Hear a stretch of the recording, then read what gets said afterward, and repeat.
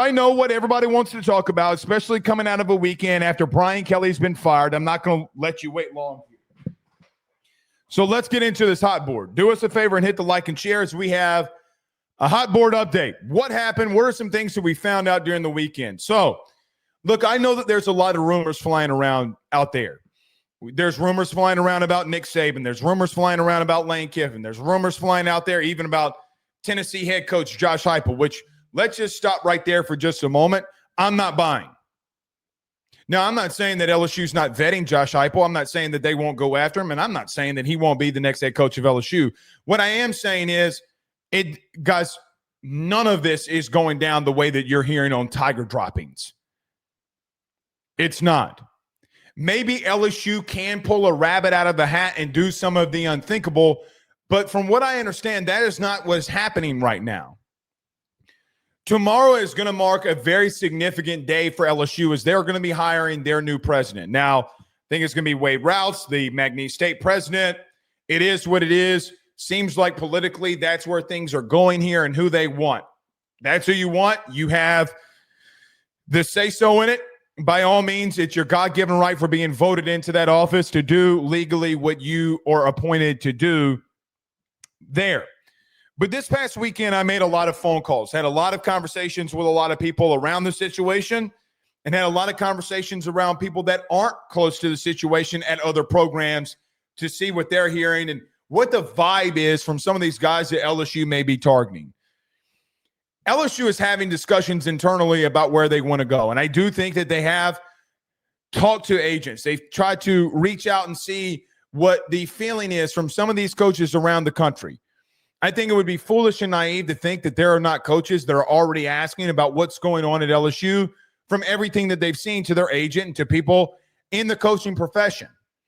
See, here's the one thing about the coaching profession that I don't think a lot of people want to discuss, nor do this get talked about when you talk about coaching searches in general. Lane Kiffin, as an example, has been in this game a long time. Kenny Dillingham's been in this game a long time. Dan Lanning's been in this game a long time. A lot of these guys have been in this game a very long time. And one thing that happens when they're in this game for a very long time, they build connections. Like as an example, the two coordinators that you had this year were in each other's weddings. A lot of these guys who grew up and were in the thick of things as young, lowly assistants, a lot of them were on the same staffs together. And I think it would be foolish to think that these coaches aren't talking to one another behind the scenes and that gossip isn't flying everywhere and you're having to sift through some of the BS. But we got to talk about this from an LSU, as my voice breaks up here, but we need to talk about this from an LSU side of things of what I'm hearing is going on. Guys, nothing significant is going down at the current moment. And I see a lot of this, oh man, Nick's been hired, this has been going on. He's going to be the next athletic director. He very well may be the next athletic director. I don't know that. I don't think he's going to be. But LSU is waiting to get a little bit more of alignment here. Whoever the president is going to be tomorrow, I fully expect that president to be a part of this search committee. Because if you remember on Friday, when the Board of Supervisors and Verge Osbury did a press conference, they told you who was going to be a part of the committee. And they listed all the people who would be a part of the committee. And they said there's one other person that's going to be a part of it to be announced later. So that could be the new president of the university. Very well could be. Is it going to be the new chancellor if they go that route? There's a lot of things that are moving parts here. But who is that person that's going to be on that search committee looking for their next head coach? LSU has about a 21 to 25 to 28 day window here if they go and hire somebody that's not going to be in the playoffs. So if there's a coach that's not going to be in the playoff here, they have that window, a 21 to 28 day window here, more like 25 to 28 day window here for who the next head coach is going to be. And this is how I understand it from where things are going. This is quickly and rapidly changing. So when tomorrow happens, when we come out here tomorrow for tomorrow night's show, there are already going to be things that are put in motion about where I think this thing is going to be turning. Right now, there is not. I think that LSU has candidates that they are targeting. And I think that when you heard On3 come out with the report of Dan Lanning's buyout's $20 million. He's got a $20 million buyout. It's connected to a building. And if Dan Lanning leaves, then the buyout, the school is going to have to pay the $20 million to Oregon to finish the building. It's a crazy concept. Why did that happen? How did that get out? How did that contract and negotiation get out when Dan Lane says, no, I'm good. Yeah, because no team's going to pay $20 million in buyout money, especially if you're LSU and you're at $60 million right now, for Dan Lanning. Doesn't mean that you don't ask.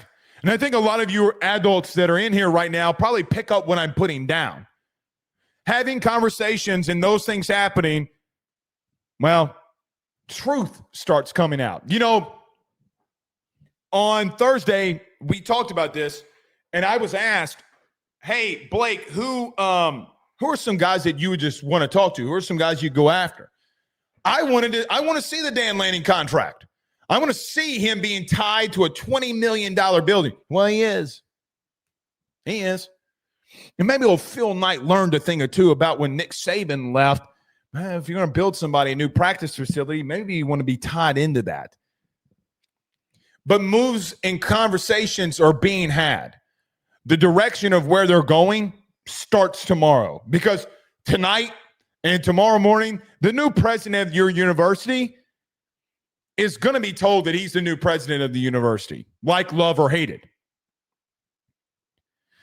And the first thing that the new president has got to take care of, I know it's going to be, well, Blake, we got this, and this that we got to take care of as a university. Yeah. Cool. Sounds cute. It's not. And I don't think that they view it that way. The way that they view it is that they got to get a new head coach in here.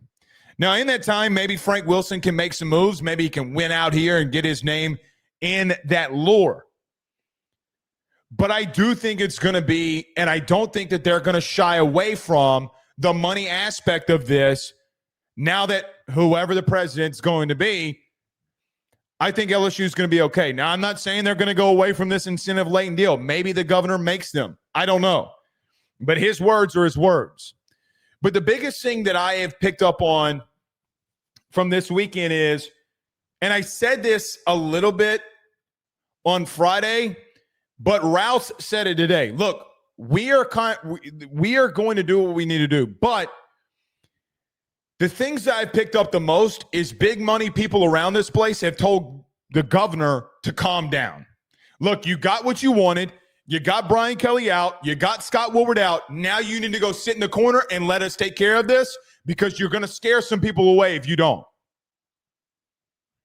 And I think tomorrow is going to signify something of where this is going to go. I do think Marcus Freeman's going to get a call. I do think Lane Kiffin, if he hasn't already, is going to get that call. I do think Eli Drinkwitz is going to get a call. I do think that there's going to be some coordinators on that list that are going to get calls, whether you like it, love it, or hate it. But the bottom line remains, all these rumors right now are not accurate, because they don't know where they're going. They have ideas, but there's a lot of cooks in that kitchen. And everybody has a different path and avenue of where they're trying to go here.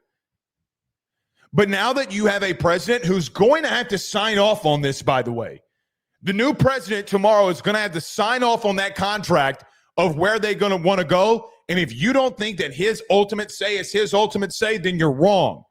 But here's what it does do. It is going to start the alignment that you need.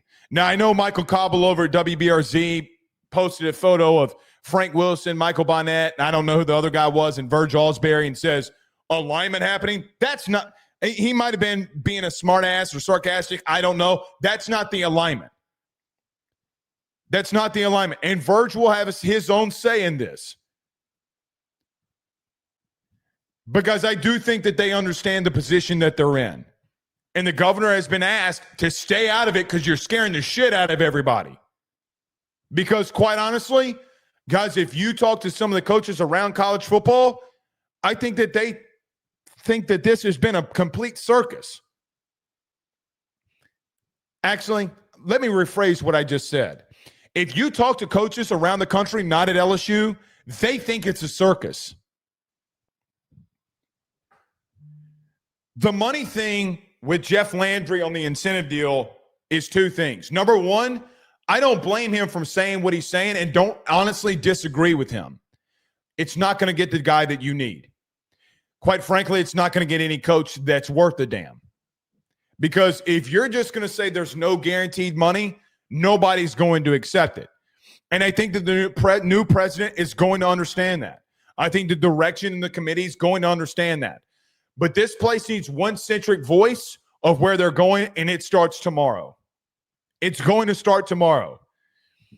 I think that there have been, and there has been, some unity here behind the scenes. They're like, hey, Gov, you got to back off here. You got to back off. You're scaring the shit out of everybody. Let us take it from here. And I think that it is in his best interest to stop meddling. Now, Wade Rouse, who is the front runner for the presidential opening, came out today and stated, and I quote, I think the governor will stop meddling in all of the LSU affairs when he sees and knows that LSU is being led in the right direction. First off, damn.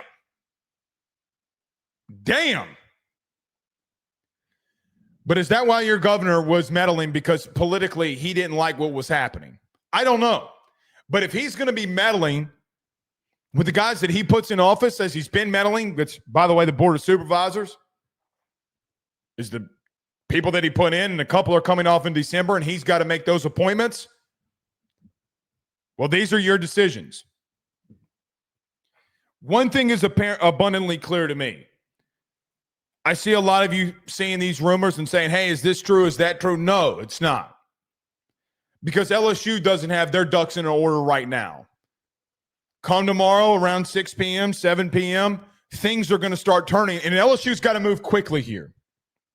Listen, you're going up against opponents right now in this coaching carousel and this coaching search like Florida, Auburn, Penn State, Virginia Tech, Arkansas. Well, Blake, we should be able to challenge and beat all of those. And I agree. But they got to get moving, and that starts tomorrow. I feel very confident in saying these next two things. Number one, phone calls and conversations are currently happening for some top-name coaches and administrators in the sport. Those conversations are happening. Tomorrow, they start really attacking it. LSU has not attacked this the way that they want. And I see a lot of you bringing up Nick Saban. Well, Nick Saban surely did not, on College Game Day the other night, say anything, or the other day, say anything that made LSU look like it's in a positive light. So either he's doing one of two things. Maybe he is your head coach at 74 years old, and he's telling everybody to back off, or he's calling you out on the national stage, which he is. He was. Because when Desmond Howard went in on your ass, he didn't really say anything. He can look all the way he wants to look, but he didn't say a word. He went after you. But politically, I think that the governor, who didn't understand that you're in a college football playoff and not in the BCS system, in the BCS era, doesn't understand the anger that's around this place right now. Guys, there's a lot of massive, big money people, no, not like Gordon, but a lot of massive money people that are mad, that are pissed. And they want this place to succeed. As Verge said the other day on Friday, we got to be in the playoff every year. I'm not saying you got to be in it every year, but you better make it a lot. Constantly missing that thing is not this place. You have the resources, the talent availability, and everything around you to be a top 12 team very consistently.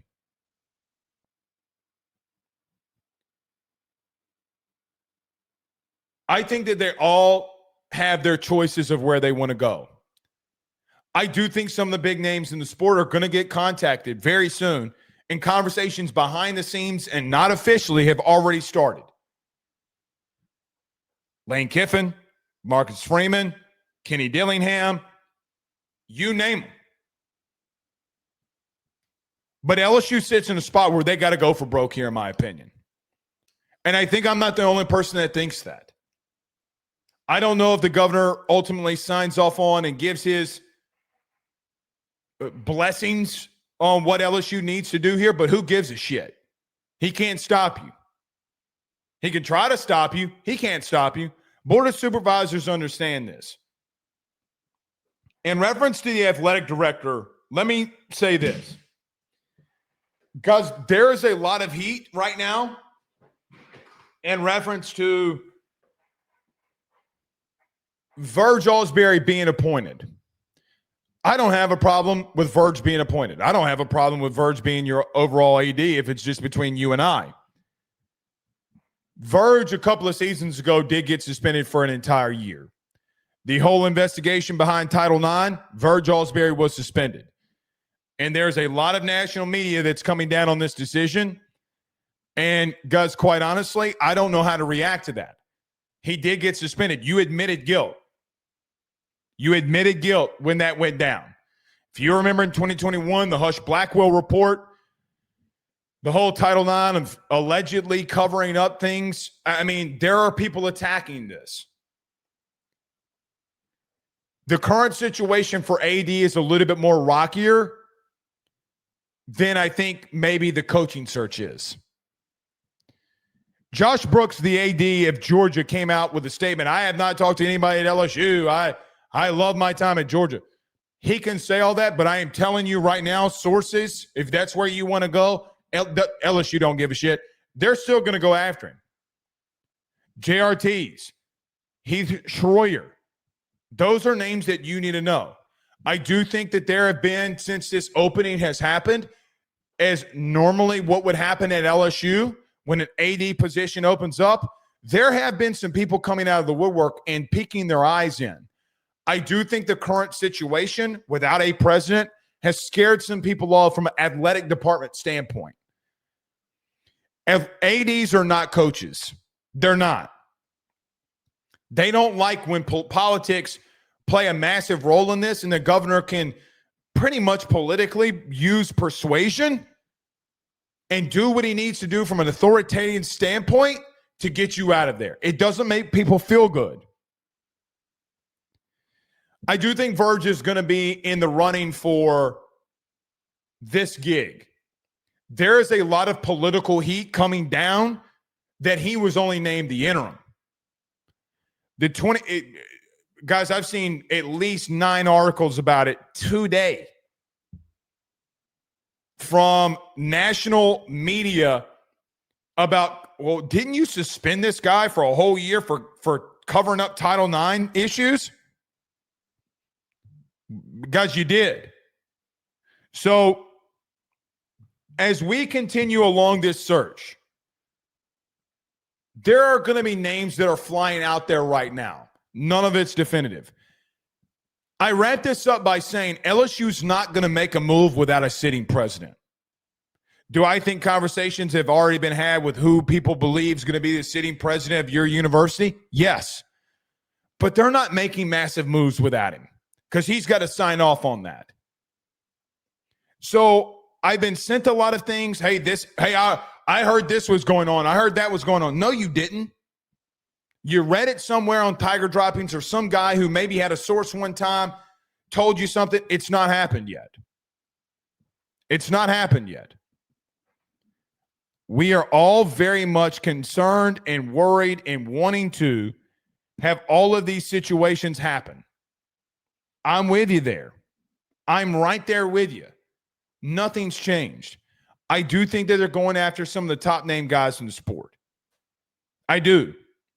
And I do think that those conversations over the next 10 days are about to massively start heating up for you.